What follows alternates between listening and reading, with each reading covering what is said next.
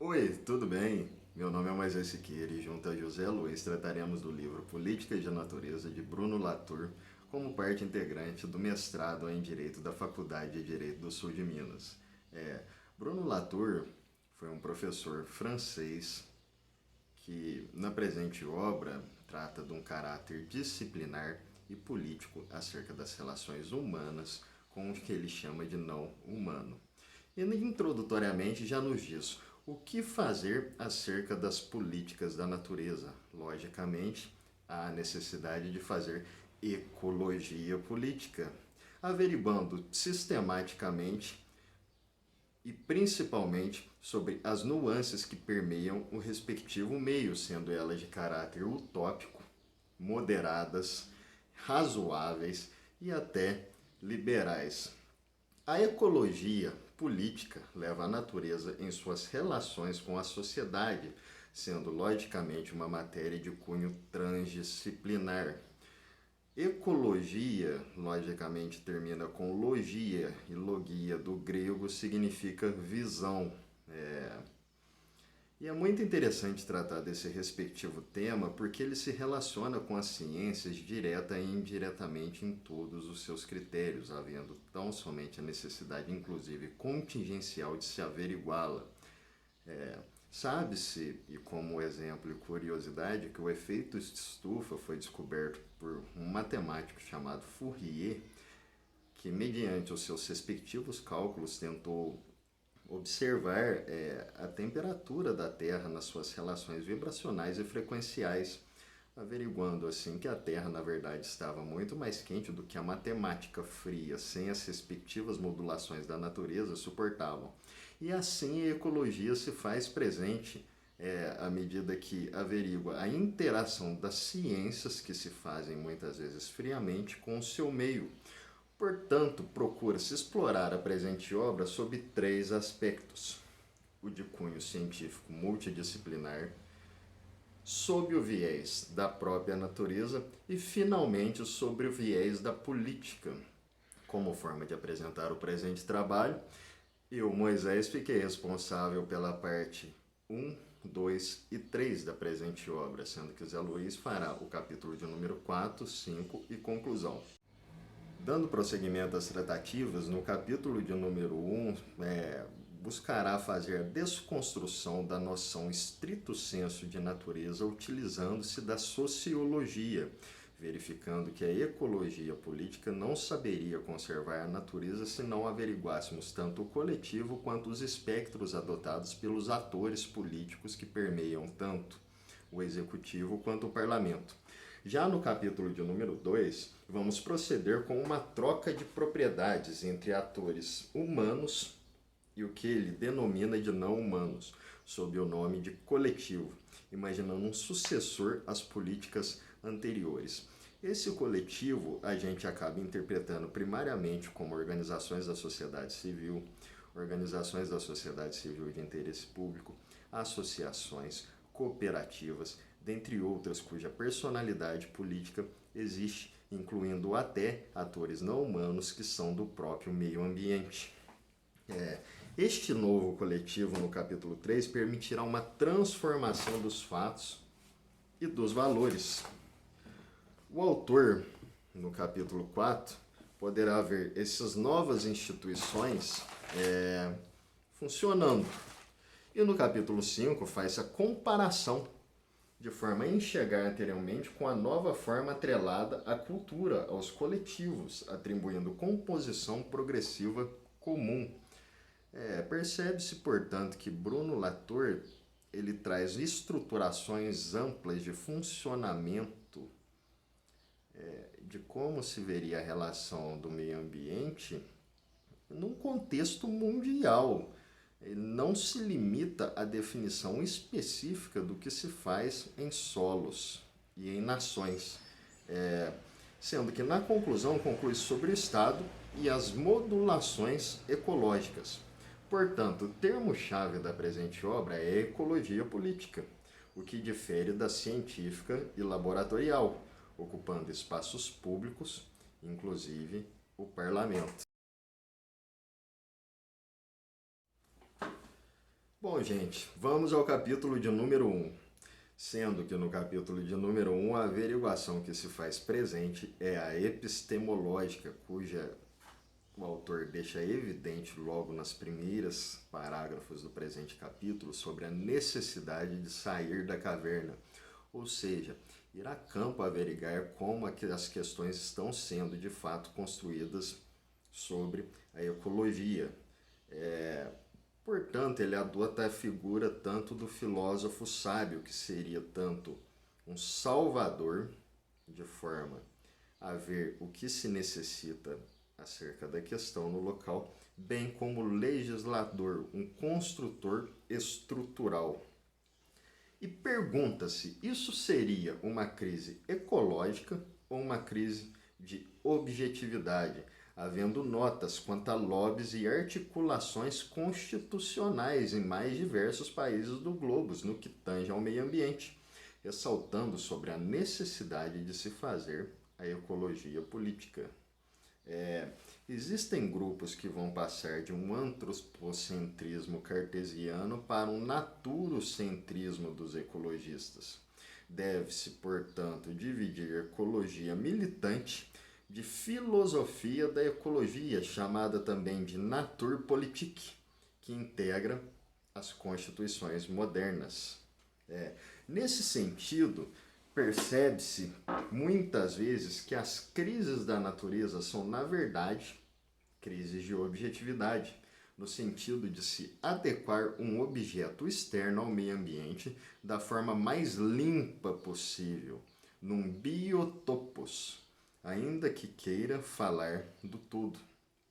A ecologia política busca então regulamentar estruturalmente tais interações com o meio ambiente. Ela não deixa de ser mediadora entre as demais ciências e o progresso e a natureza em si. Contudo, deixa-se claro, a crise de compreensão, ensejando maior maturidade no que tange a questão política e ecológica. E o exemplo cabal disso aí seria a questão do amianto enquanto material de grande, que era chamado de mágico, multiuso, mas de grande risco à saúde. E nesse aspecto, Bruno Latour fala sobre o princípio da precaução, quanto à limpidez desses objetos, cuja intenção é a produção de objetos sem risco. Ficamos agarrados à robustez e fragilidade dessas questões que estão todas atreladas a nós e ao ecossistema. Dando prosseguimento às respectivas reflexões, passamos à análise do que seria uma ecologia de fato profunda, em detrimento de uma ecologia política. Nesse aspecto, podemos tecer a noção-chave de coletivo, à medida que também se fala em nuances e gradações sobre a interação com a ecologia, falando também de multiculturalismo e multinaturalismo, com referências inclusive à hierarquização e ordenamento, com fatos e valores, cujo intuito seria a instrução basilar de um só coletivo. Agora, dando prosseguimento à obra de Bruno Latour, ele fala sobre o obstáculo das representações sociais da natureza, tecendo uma crítica à filosofia da ecologia e à construção social da natureza. Logicamente, ele busca tratar a natureza como um macrocosmo, num conceito lato sensu, inclusive dizendo sobre o urbanismo que nos permeia, tendo em vista que tudo, absolutamente tudo é natureza. Tendo em vista que é química orgânica, é composto material, é a forma de nossa interação com todo o mundo à nossa volta. Há diversas formas de se enxergar a epistemologia da natureza e a representação humana na natureza, de forma que se há nuances a serem sempre averiguadas nesse sentido. E as ciências variadas são formas de averiguação ecológica. A ideia de uma ecologia profunda ainda está distante da realidade segundo o autor, sendo que a antropologia comparada serve como alternativa à ecologia política. Ou seja, tecendo essas considerações amplas de como se relacionar e enxergar o meio ambiente, é possível perceber as relações entre grupos determinados sem essa necessidade de se adentrar num contexto de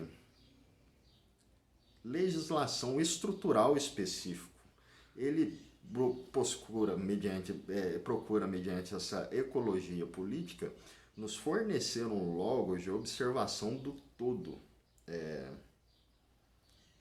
Ou seja, é ciência sociológica e cosmocológica, sempre mediante a ideia de um coletivo, visto ser comum e ser a mesma terra, do que ele chama de mononaturalismo. Chegando à conclusão do capítulo de número 1. Qual o sucessor para o coletivo em duas câmaras? Nesse aspecto, ele está tratando assim sobre a possibilidade de se extrair, inclusive, do contexto bicameral, do contexto parlamentar, as questões acerca do meio ambiente. E nada mais justo, tendo em vista que se trata de um direito coletivo, presente em nossa Constituição Federal, que concerne a todas as pessoas. As mais variadas ciências acabam por ajudar a superar a questão sujeito-objeto, bem como a interpretação constitucional bicameral, para abordar as mais variadas instituições. Nesse sentido, podemos trazer associações, OCIP, organizações não governamentais, terceiro setor, dentre outras diversas possibilidades que podem lidar com o meio ambiente. A própria palavra natureza não é uma palavra estável, mas cambiante, envolvendo aquilo que também é social do não social, estruturalmente desenvolta por categorias como desenraizamento, que invoca a relação de condependência ou não, conquista da natureza, que é uma modulação cambiante entre natureza e sociedade, espelho, como parte inerente da sociedade, dialética da natureza, que opõe questões de necessidade e liberdade, inerente ao próprio Homo faber, e nesse aspecto é possível constar o ator de sobrenome Dagonet, constante na nota de rodapé, bem como relação de força da sociedade com a natureza, de dominação dos elementos típicos da natureza. A própria globalização reflete a questão sobre natureza e sociedade, cujo conjunto define um conglomerado diversificado de ciências. Portanto, citação direta, pode-se considerar todas as formas de idealismo, de naturfilosofia e mesmo uma grande parte do construtivismo social como fazendo parte desta figura de globalização.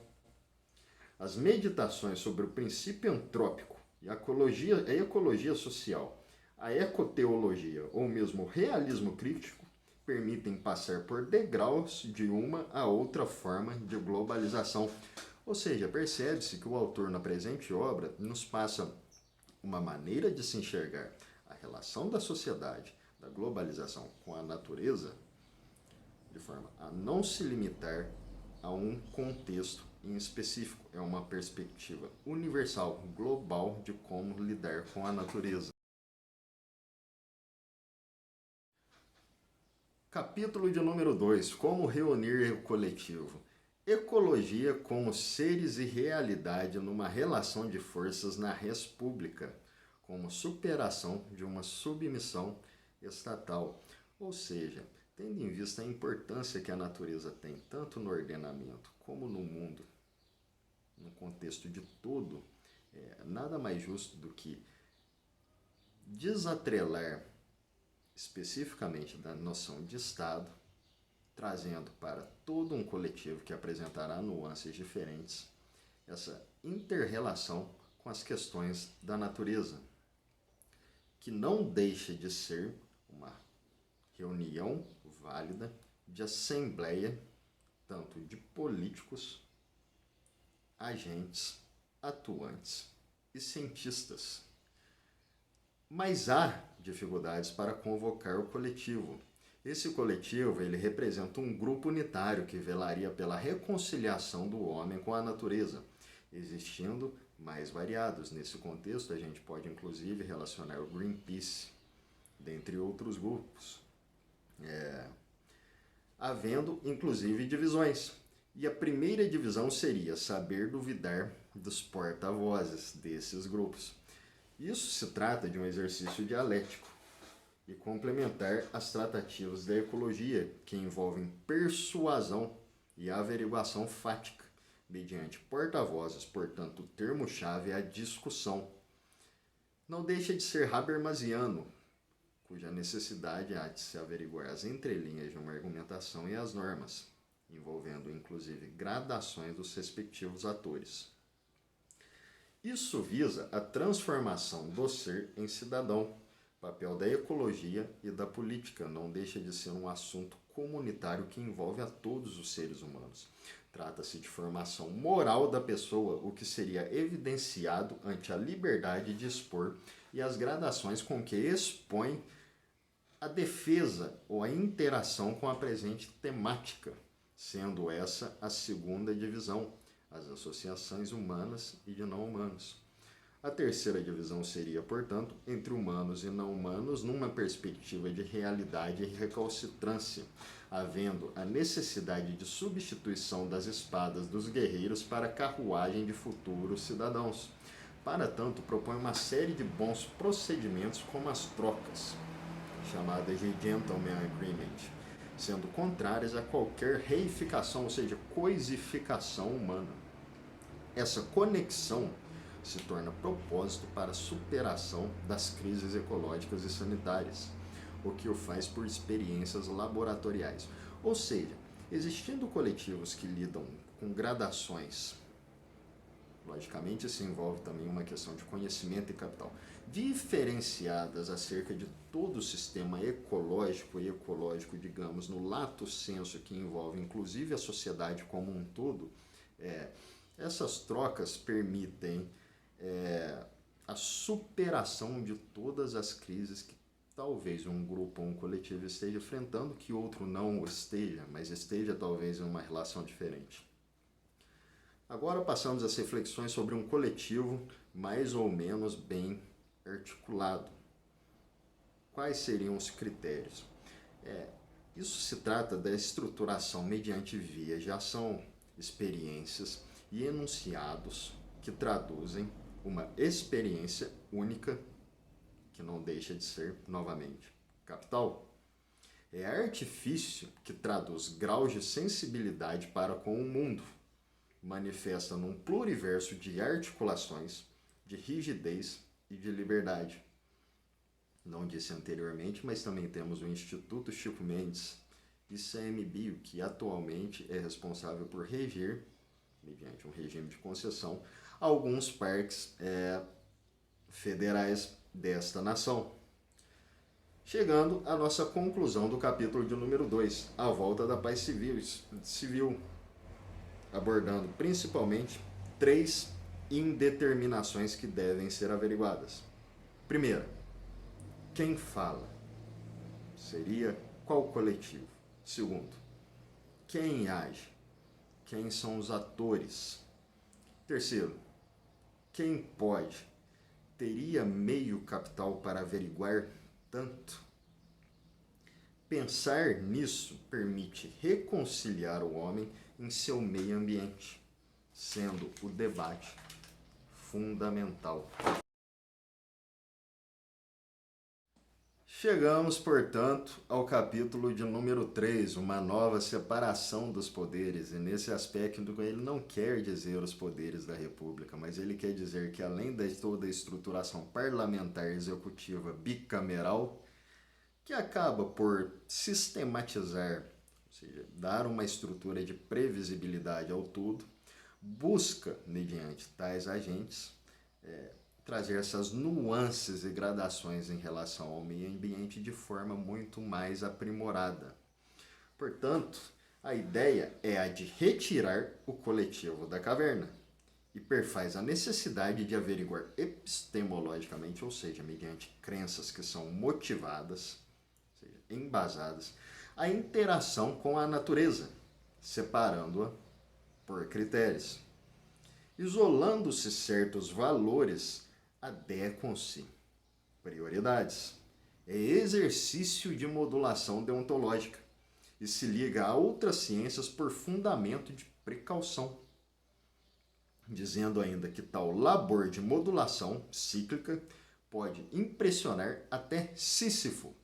Sísifo seria aquele mito grego do homem responsável por empurrar uma pedra morro acima eternamente. Quando chegava lá em cima, ele tinha que voltar e empurrar novamente.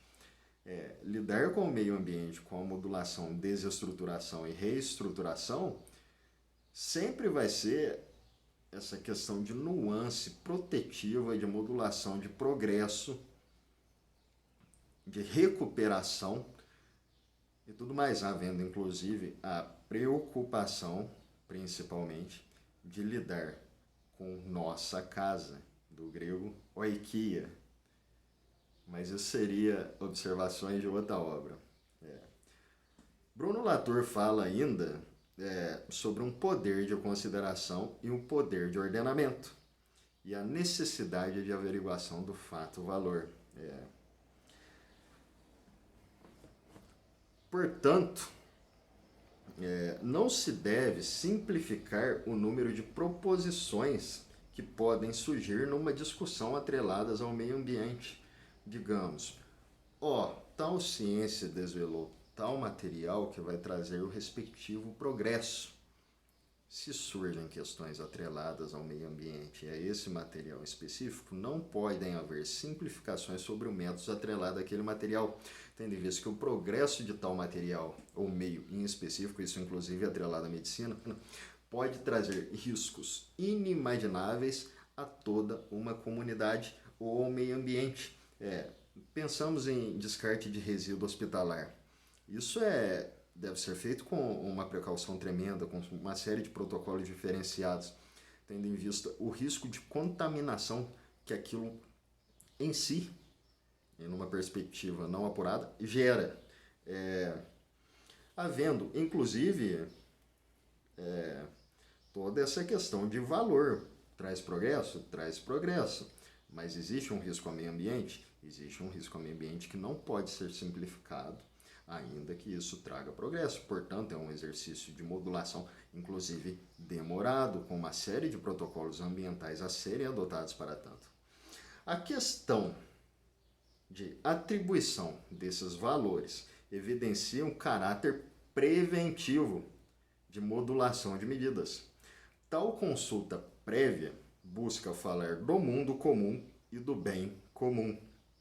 Essa hierarquia valorativa resta evidente em convenções de direito internacional, como a própria COP27, acontecida recentemente, e a Conferência de Quioto. Portanto, presume-se que há poder de consideração e poder de ordenamento. E os dois poderes de representação do coletivo, havendo a necessidade de averiguação da realidade com agentes atuantes, lidando publicamente com o assunto mediante coletivos. Gente, fala-se de ambiental no lato sensu que envolve a comunidade num todo tão grande que não deixa de estar atrelado às questões sanitárias. Nos afeta. Portanto, ainda que exista essa questão da divisão do humanos e não humanos numa respectiva interação, poderíamos colocar todo como cosmocologicamente, como foi trazido nos capítulos anteriores, como parte de um todo. E se respectiva conduta traz adoecimento a essa questão do todo, consequentemente traz adoecimento a nós. Portanto, surge a questão de grupos contraditórios, cujo intuito se manifesta na arbitragem até governamental. Existirão grupos que tratarão toda essa questão num protocolo estritamente rígido, enquanto outros tratarão num protocolo um pouco mais liberal, tendo em vista a experiência prévia. Bruno Latour ressalta que tanto o protocolo rígido quanto o liberal, todas as observações devem ser consideradas acerca de um tratamento, havendo a verificação da manutenção das garantias essenciais dos respectivos grupos e coletivos, que é a garantia de livre posicionamento para mediação. Conclusão do capítulo de número 3, para depois o Zé Luiz dar prosseguimento à nossa temática. Uma nova exterioridade. Conclui-se e pensa sobre a capacidade de modulação de um movimento de grupo voltado ao bem comum, como já vemos em experiências neste solo e no mundo todo, havendo organizações não governamentais, organizações da sociedade civil, organizações da sociedade civil de interesse público, dentre inumeradas outras, que não necessariamente pertençam ao executivo ou se reduzam tão somente a uma discussão de parlamento. Olá, dando continuidade ao que o colega Moisés acabou de apresentar a respeito do livro do Bruno Latour, ele tratou a respeito dos capítulos 1, 2 e 3, coube a mim falar a respeito do capítulo 4, as competências do coletivo. Nesse capítulo 4, Bruno Latour ele trata da terceira natureza, sobre a contestação dos dois écopos, a contribuição dos corpos de trabalho no equipamento das câmaras, Câmara Alta e Câmara Baixa, e o trabalho dessas câmaras. E conclui-se com a casa comum, o que ele chama de oikos. Segundo o autor, nós conseguimos nos libertar dessa primeira natureza, a da caverna platônica, e também da epistemologia política. Podemos empregar a segunda natureza a dos pensadores da ecologia, porém, nossos esforços seriam vãos se nós guardássemos ainda, intactas, essa terceira natureza que pretende assumir todas as funções do coletivo sem lhe pagar o preço, nem político, nem científico. Devemos de haver eliminado, portanto, o veneno da natureza cinza e fria das qualidades primeiras, daquela primeira natureza, depois de haver combatido o mal entendido da natureza, cálida e verde dos écolos. Écolos esse que pode ser compreendido como ecologistas, a compreensão da natureza sobre o olhar dos ecologistas. Precisamos suprimir também os obstáculos dessa natureza vermelha, e ensanguentada do écopo, seria da economia política, a que pretende substituir as relações de composição progressiva do mundo comum pela lei do matagal, de uma natureza animalizada, privada de toda a política. O que ele trata a respeito da casa comum, do oikos, ele nada mais é do que casa, vindo da origem grega, significa casa. E para o referido autor, todos os corpos de trabalho contribuiriam para o desenvolvimento das próprias competências. Cada ofício, segundo Bruno Latour, vem a oferecer as dádivas que lhe são próprias.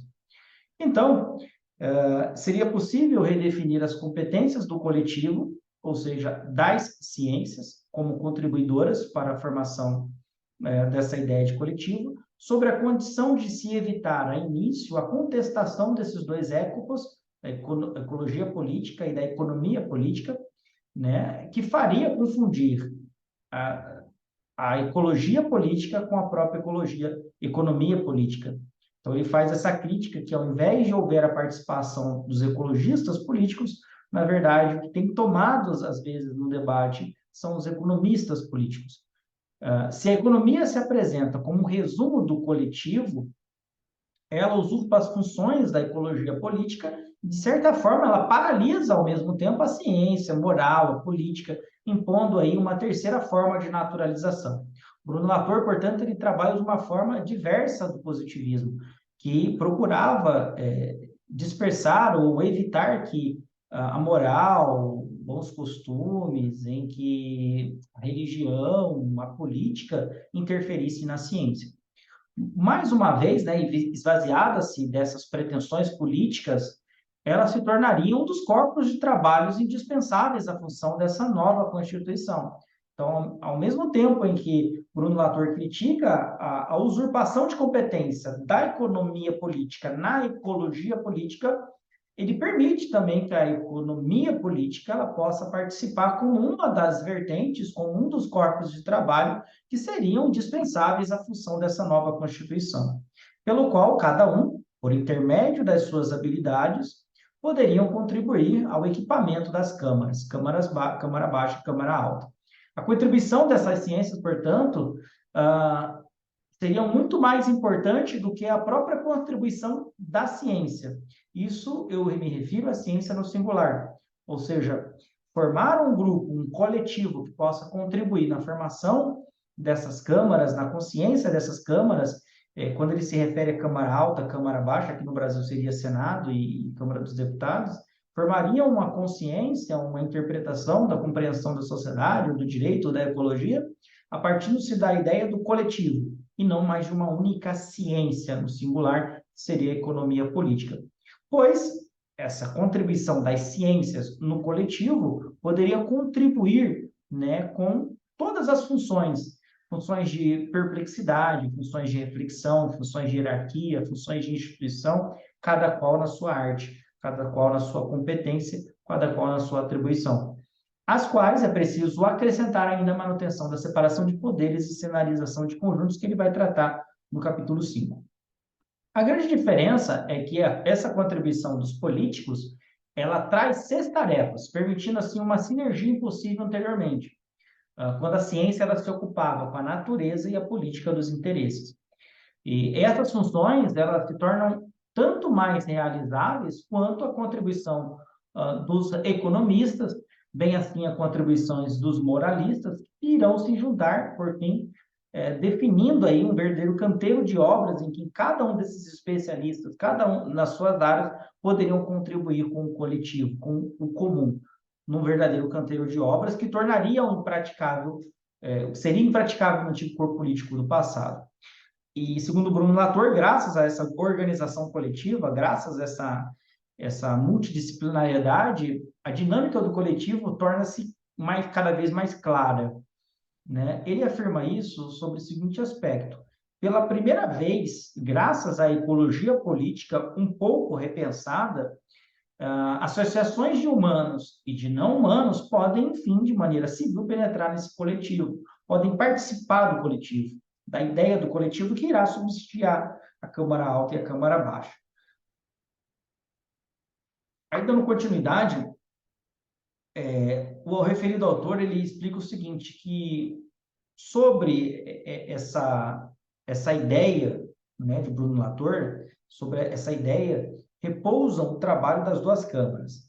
A Câmara Alta representaria o poder de consideração, já a Câmara Baixa representaria o poder de ordenamento. Ou seja, na Câmara Alta, com essa dinâmica de coletivo, mais propostas, mais ideias, mais pontos de vista poderiam chegar à Câmara Alta.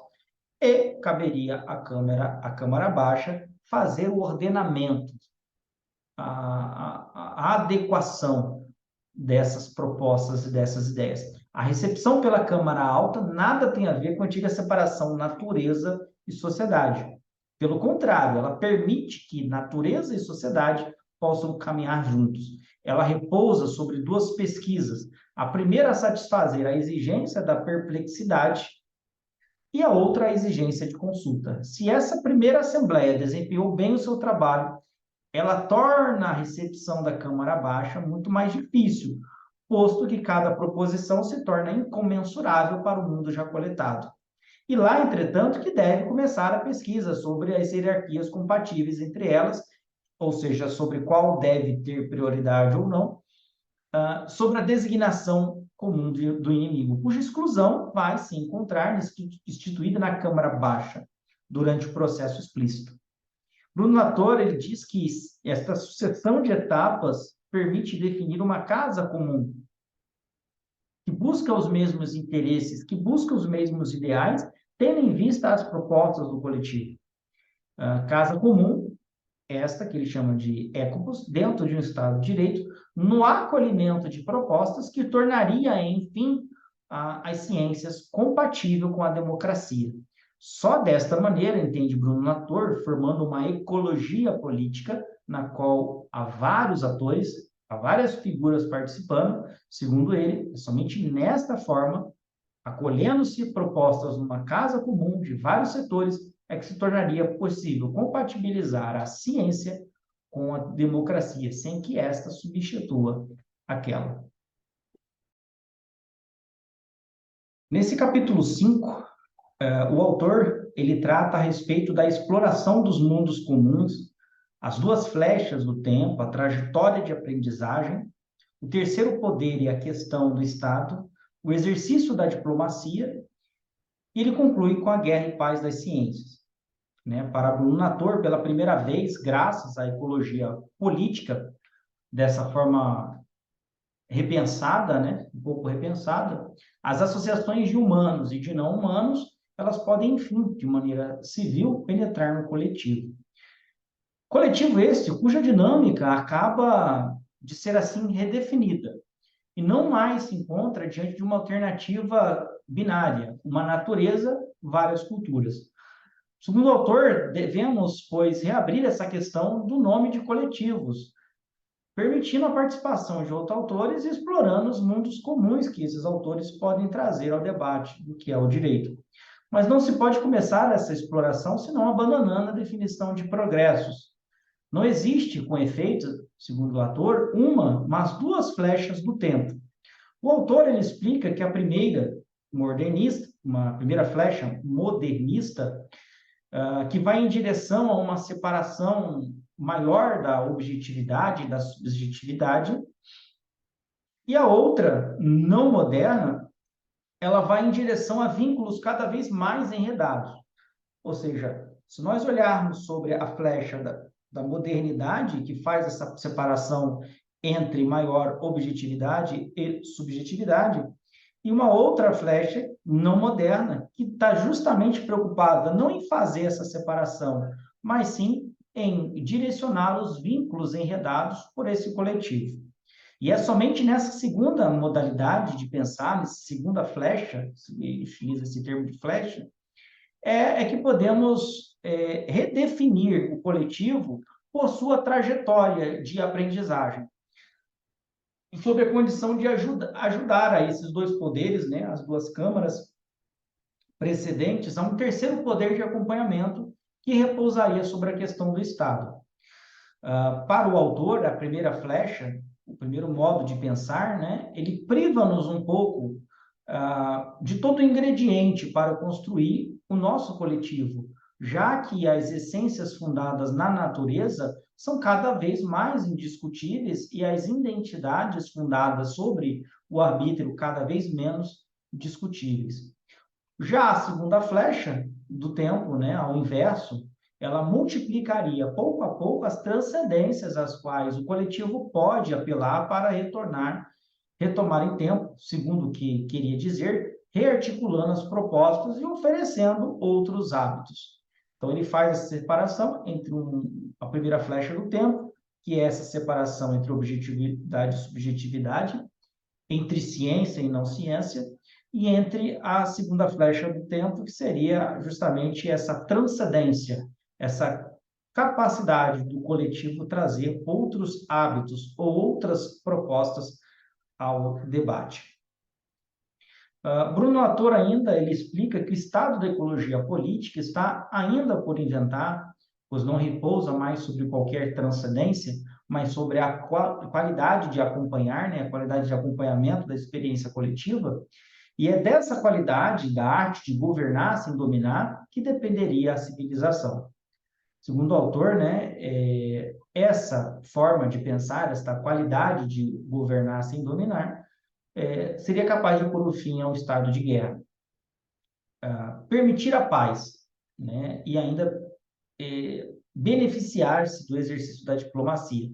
O autor ele utiliza da figura do diplomata para intermediar, para mediar o contato com os outros, mas sem usar mais aquela separação entre mononaturalismo e multiculturalismo que o Moisés explicou. Do sucesso da diplomacia dependeriam a guerra e paz das ciências. E como conclusão, o autor, conclusão desse capítulo 5, ele faz uma pergunta: o que fazer então? E ele mesmo responde: ecologia política. Bruno Latour, então, ele conclui o seu livro sobre essa perspectiva de que a natureza ela foi incluída no debate político, porém, ela não teve a oportunidade de participar dos debates em relação à sua própria natureza. Ele afirma que uma vez que a política ela sempre foi feita aos auspícios da natureza, nós jamais teríamos nos retirados do estado de natureza. E o Leviatã ainda espera por ser construído, né? A ecologia política da primeira maneira, ela acreditou estar colocando a natureza na política. Quando então não fez senão foi agravar essa paralisia da política causada pela antiga natureza. Para dar novo sentido à ecologia política, segundo Latour, seria necessário abandonar a ciência das ciências, ou seja, uma única ciência que poderia falar pelas demais, concebidas como socialização dos não-humanos, bem como abandonar a política da caverna pela política definida pela composição progressiva do mundo bom e comum. As instituições, permitindo esta ecologia política, né, elas já existem, todas elas já pontilhadas na realidade presente, ainda que nós devamos redefinir as posições da esquerda e da direita. A célebre questão, o que fazer, então, não há senão uma única resposta, segundo Bruno Latour, ecologia política. Ora, ecologia política sempre houve, mas com este novo sentido dado por Bruno Latour, de uma ecologia, ou seja, a própria ecologia é o conjunto de pessoas, ou conjunto de humanos ou não humanos, que poderiam estar fazendo parte desse coletivo que iria, de certa forma, decidir a política. Com a condição, então ele dá a resposta, ecologia política, com a condição de se modificar o sentido da palavra, atribuindo-lhe uma metafísica experimental, conforme as suas ambições. E assim, desta forma, Bruno Latour encerra o seu livro, focando na possibilidade ou na intencionalidade de que a natureza, humano e não humanos, possam participar do coletivo de forma que possa contribuir para o debate político. É isso. Obrigado.